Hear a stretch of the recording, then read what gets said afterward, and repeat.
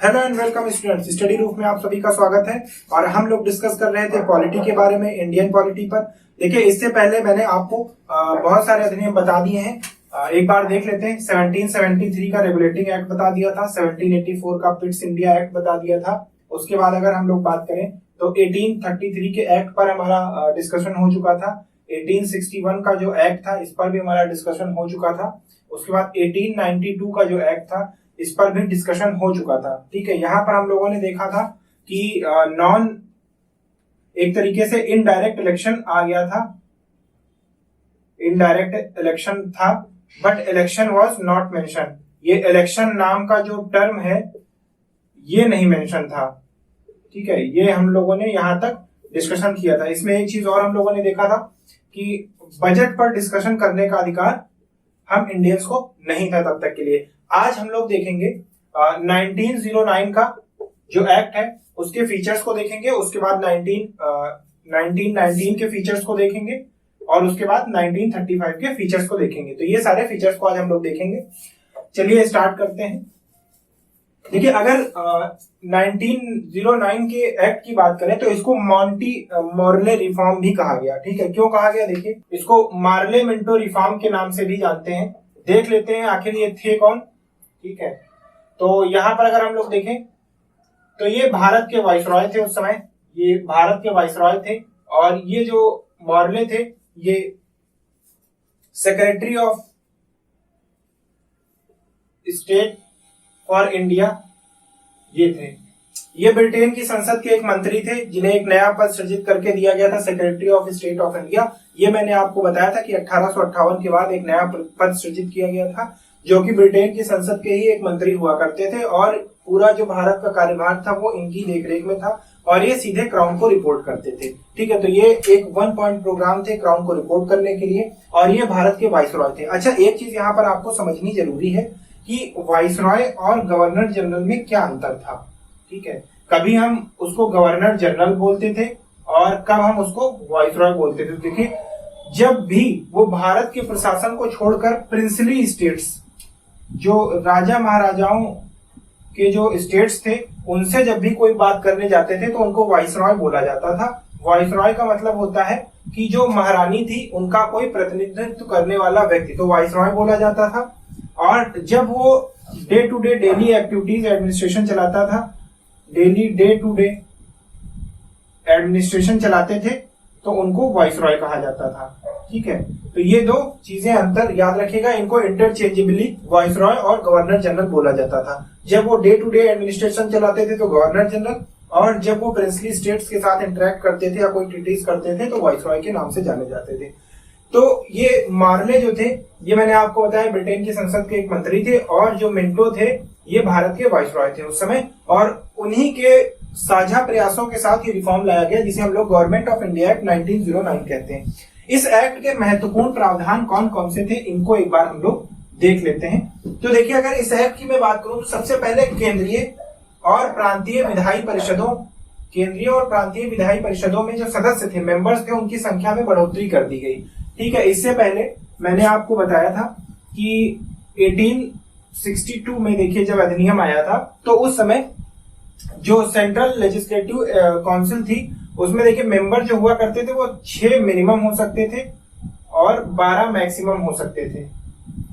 ठीक, और उसके बाद जब 1892 का आया तो इसमें देखिए 10 मिनिमम, इसमें कुछ संख्या बढ़ा दी गई और 12 मैक्सिमम हो सकते थे। अब 1909 के प्रावधान में क्या किया गया, 1909 के एक्ट में इन मेंबर्स की संख्या जो है वो बढ़ाकर 16 मेंबर्स मैक्सिमम कर दी गई। ठीक है, 16 मेंबर्स मैक्सिमम कर दी गई, लेकिन नॉन ऑफिशियल मेंबर्स की मेजोरिटी रिटेन की गई। आप देखिए इसमें था क्या कि एक सेंटर में हमारा गवर्नर जनरल हुआ करता था और 16 मेंबर्स की एक काउंसिल हुआ करती थी और इन्हीं सबके साथ मिलकर वो डिसीजन लिया करता था। कोई भी निर्णय हो इन्हीं सबके साथ डिसीजन लिया करता था। एक तरीके से दिखाने की कोशिश की गई थी कि डेमोक्रेटिक वैल्यूज के साथ चल रहा है, परंतु ऐसा था नहीं। एकाधिकार वाइसरॉय के पास ही था, ओवर रूल करने का अधिकार वाइसरॉय के पास ही था। लेकिन यहाँ पर बेशक मेंबर्स की संख्या बढ़ाई गई परंतु यहाँ पर नॉन ऑफिशियल मेंबर्स की मेजोरिटी को रिटेन रखा गया। देखिए, 2 तरीके के मेंबर्स होते थे, एक होते थे नॉन ऑफिशियल और एक होते थे ऑफिशियल। ठीक है, तो ये दो तरीके के मेंबर होते थे। ये जो नॉन ऑफिशियल मेंबर्स थे ये हमेशा माइनॉरिटी में रहे, मतलब इनकी संख्या कम रही, और ऑफिशियल मेंबर्स जो होते थे ये मेजॉरिटी में रहे, इनकी संख्या ज्यादा हुआ करती थी। ठीक, ये जो मेंबर्स थे ये थे अपॉइंटेड बाय गवर्नर जनरल, यानी गवर्नर जनरल के द्वारा नियुक्त किए गए थे, अपॉइंटेड बाय गवर्नर जनरल, और ये जो है गवर्नमेंट ऑफिसर्स थे।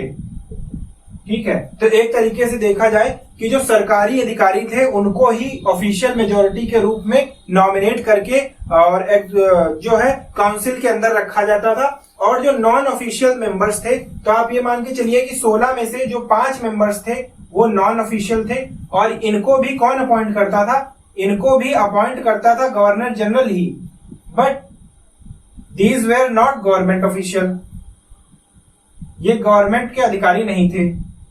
ठीक है, तो एक तरीके से देखा जाए ये कांग्रेस के मेंबर्स या जो भी हैं ऐसे मेंबर्स हुआ करते थे। तो जब भी कोई निर्णय बहुमत से लेना होता था तो वहां पर एक क्रिटिकल रोल कौन प्ले करता था? जो मेजोरिटी में होते थे, क्योंकि जो मेजोरिटी में होते थे जो उनका डेफिनेशन दिया जाएगा, जो भी उनको मान्य होगा वही पूरे सर्वसम्मति से फैसला लिया जाता था। तो एक तरीके से जिसके पास मेजोरिटी रिटेन रहती थी वही फैसले लेता था। तो यहां पर हुआ क्या, केंद्रीय में और प्रांतीय में बढ़ा तो दिए गए मेंबर्स, लेकिन मेंबर्स बढ़ाने के बावजूद भी जो इंडिपेंडेंट या नॉन ऑफिशियल मेंबर्स होते थे उनको किसी भी प्रकार से कोई भी निर्णय लेने का अधिकार नहीं दिया गया। इस तरीके से सरकार ने बढ़ाया कि नंबर ऑफ मेंबर्स को तो बढ़ाया गया, परंतु मेंबर्स के नंबर को बढ़ाने के बावजूद भी यहाँ पर जो ऑफिशियल मेजोरिटी थी उसको मेंटेन किया गया। उसके बाद देखते हैं कि अच्छा, प्रांतीय विधायी परिषदों में भी बढ़ाए गए। तो देखिए प्रोविंशियल लेजिस्लेटिव काउंसिल्स में भी मेंबर्स को बढ़ा दिए गए, लेकिन यहां पर देखिए क्या था, यहां पर यूनिफॉर्म नहीं था। जैसे यहां पर मैंने आपको बताया, ठीक है, यहां पर जैसे मैंने आपको बताया कि जो सेंट्रल असेंबली थी, ठीक है, जो सेंट्रल असेंबली थी हमारी, सेंट्रल असेंबली, यहां पर 60 मेंबर्स कर दिए गए बढ़ाकर। ये जो केंद्रीय था इसके 16 से बढ़ाकर 60 मेंबर्स कर दिए गए, यानी अब टोटल 60 हो गए थे 1909 के अधिनियम के बाद। और जो प्रोविंशियल लेजिस्लेटिव काउंसिल थी उसमें कोई यूनिफॉर्म नहीं था। जैसे यूनाइटेड प्रोविंस की अगर बात करें तो वहां पर मेंबर्स की संख्या कुछ और थी, बॉम्बे की अगर बात करें तो वहां पर कुछ और थी, यूनिफॉर्म नहीं थे। ठीक है, तो देखिए जहां तक मैंने आपको बताया कि 1909 तक 16 मेंबर्स थे और 1909 में 60 मेंबर्स आ गए थे। तो ये चीज याद रखिएगा कि सेंट्रल में 60 मेंबर्स और प्रोविंस में ये कंफर्म नहीं था, यूनिफॉर्म नहीं थे। उसके बाद जो दूसरा है वो है बजट पर पूरक प्रश्न पूछने की स्वतंत्रता। देखिए ये मैंने आपको 1892 के अधिनियम में बताया था, ठीक, 1892 के अधिनियम में बताया था कि बजट पर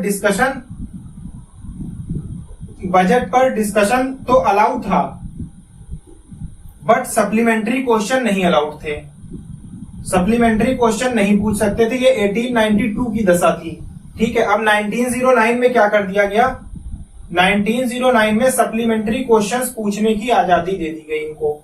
ठीक है, कि आप एक दूसरे से पूरक प्रश्न पूछ सकते हैं। पूरक प्रश्न का मतलब ये होता है कि आपने सदन में बजट के डिस्कशन के समय कोई क्वेश्चन पूछा, उसका कोई आंसर आपको मिला और उस आंसर के उपलक्ष्य में अगर कोई अनक्लियरिटी तो उस पर आप पुनः एक सवाल पूछ लें, तो वो होता है सप्लीमेंट्री क्वेश्चन।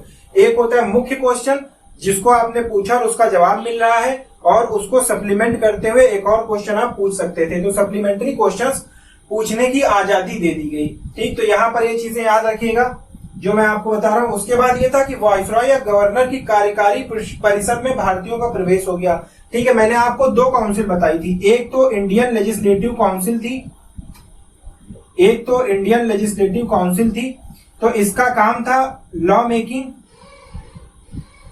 और एक थी वाइसरॉय की एग्जीक्यूटिव काउंसिल, और ये एडमिनिस्ट्रेशन को संभालती थी। ठीक है, तो यहां पर मैंने आपको बताया कि 1909 में मेंबर्स की संख्या कितनी हो गई, 1909 में 16 से बढ़कर 60 मेंबर्स हो गए, ये मैं आपको बता चुका हूं यहां पर। अब जो इसकी एग्जीक्यूटिव काउंसिल थी, वहां पर क्या होता था कि जो मेंबर्स होते थे वो अभी तक भारतीयों को यहाँ पर इनका प्रतिनिधित्व नहीं दिया गया था। तो पहली बार ऐसा हुआ कि वायसरॉय की जो एग्जीक्यूटिव काउंसिल थी जिससे वो एडमिनिस्ट्रेशन संभालता था, वहां पर पहली बार भारतीयों को प्रवेश दिया गया। यहाँ पर इंडियन मेंबर्स को इंक्लूड किया गया। ठीक है, यहाँ पर इंडियन मेंबर्स को इंक्लूड किया गया। और पहले चुने जाने वाले मेंबर कौन थे? देखिए, तो पहले चुने जाने वाले मेंबर थे सत्येंद्र प्रसाद सिन्हा। ये पहले चुने जाने वाले मेंबर थे। उसके बाद देखिए, एक जो मोस्ट इंपॉर्टेंट चीज है वो ये निकल कर आई है। एक तो ये आपके लिए इंपॉर्टेंट है नाम, ये नाम क्वेश्चंस में पूछा जाता है जो क्वेश्चंस आते हैं। और दूसरी चीज ये है कि इस अधिनियम में संप्रदायवाद को वैधता दे दी गई। यानी अगर हम लोग बात करें तो यहाँ पर कम्युनलिज्म की शुरुआत हो जाती है। कम्युनलिज्म की शुरुआत हो जाती है जिसको हम लोग संप्रदायवाद कहते हैं। और किस तरीके से शुरुआत होती, देखिए यहाँ पर सेपरेट इलेक्टोरेट्स का जो सेपरेट इलेक्टोरेट्स है को इंट्रोड्यूस कर दिया गया था यहाँ पर। ठीक है, ये सेपरेट इलेक्टोरेट्स का मतलब क्या होता है कि अगर कोई कॉन्स्टिट्यूएंसी है, कोई क्षेत्र है और जिसे मान लीजिए मुस्लिमों के लिए रिजर्व कर दिया गया है, तो वहां पर अगर कोई मान लीजिए मुस्लिम कैंडिडेट है, अगर यहाँ पर कोई मुस्लिम कैंडिडेट है तो इसको वोट कौन देगा? वोट का अधिकार सिर्फ मुस्लिम को ही है, सिर्फ मुस्लिम्स को ही है। तो एक तरीके से देखा जाए कि अगर कोई मुस्लिम कैंडिडेट है तो उसको वोट भी सिर्फ मुस्लिम ही दे सकते हैं, और जो जनसंख्या है या और भी जो लोग वहां पर हैं उन सबको नेग्लेक्ट कर दिया गया। अच्छा, उस समय जो है चुनने का तो एक तरीके से मुस्लिमों के लिए अलग सेपरेट इलेक्टोरेट लाया गया। सेपरेट इलेक्टोरेट का मतलब यही था कि जिस क्षेत्र में मुस्लिम कैंडिडेट है वहां पर मुस्लिमों को ही वोट देने का अधिकार है। तो ये इंट्रोड्यूस किया गया। तो इससे क्या हुआ, एक तरीके से सेपरेट इलेक्टोरेट या एक तरीके से संप्रदायवाद की जो भावना है वो बढ़ गई। तो इसीलिए देखिए, एक क्वेश्चन और यहाँ पर बनता है कि जो लॉर्ड मिंटो थे, जो हमारे वाइसरॉय थे, इज ऑल्सो कॉल्ड द